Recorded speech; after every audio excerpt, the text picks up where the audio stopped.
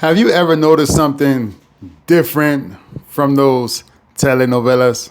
Germandito, de todo esto que está pasando, lo que más me duele y disgusta es que te molestes con nosotros. Date cuenta. Abuelita, why don't the novela actors look like us? Why are they all white?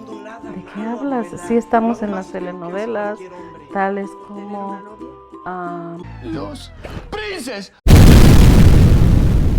Have you ever noticed anything different from your favorite telenovelas? Anything? Anything? Where are all the black people?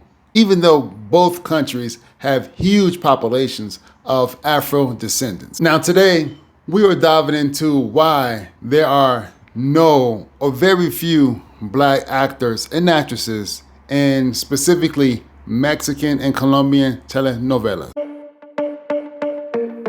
So I left the Matrix. Latin America, especially Mexico and Colombia, are very, very diverse. Now, Afro descendants have been a part of these countries since the colonial era. But historically, media, especially telenovelas, have centered around whiteness. This means that European or more European looking people have set the standard for beauty, success, and normality in television. So telenovelas really exploded during the mid 20th century, and it was built around this idea. Producers often casted actors and actresses for these roles in telenovelas, with more European looking in the main roles and darker skin and poor roles or roles that acted as the help. Raúl Araiza acusa racismo. Sí, estaba entrevistando a César Évora acerca de la nueva novela que tiene y dice que es un hombre rico, un hacendado, y le responde, claro, a ti te dan ese tipo de papeles, a mí, por ser prieto, me dan puro papel de pobre. Entonces está muy molesto porque a lo largo de su trayectoria lo único que le dan son papeles de pobre. Now, it's not really just about race. It's about colorism and the preference for lighter skin in these communities. In Mexico, the media rarely acknowledge the existence of Afro-Mexicans and Afro-descendants in Mexico.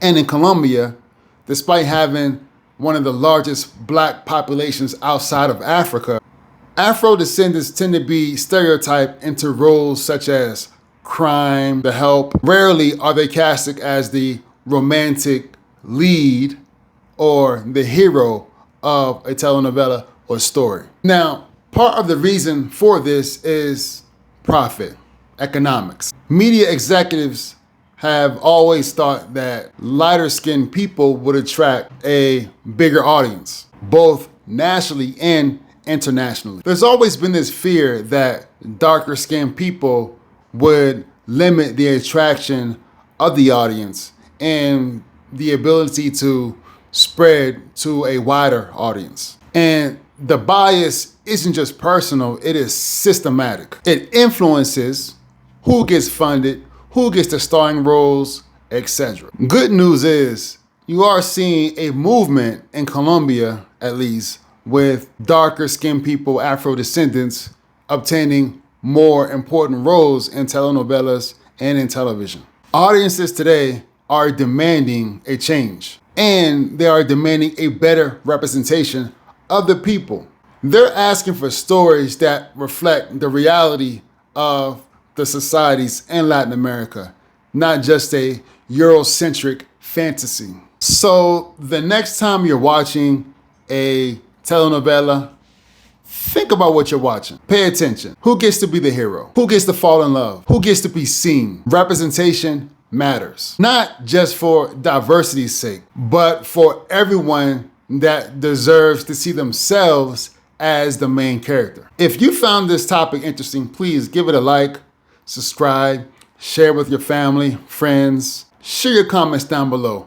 What do you think? Thanks for tuning in, my profe Gallo, and I hope to see you soon. Peace. Escúcheme bien, imbécil, no sea iluso, para que mi princesa se meta con usted, por favor, no sea igualado. Usted es un manteco, bajo nivel. ¡Luciano!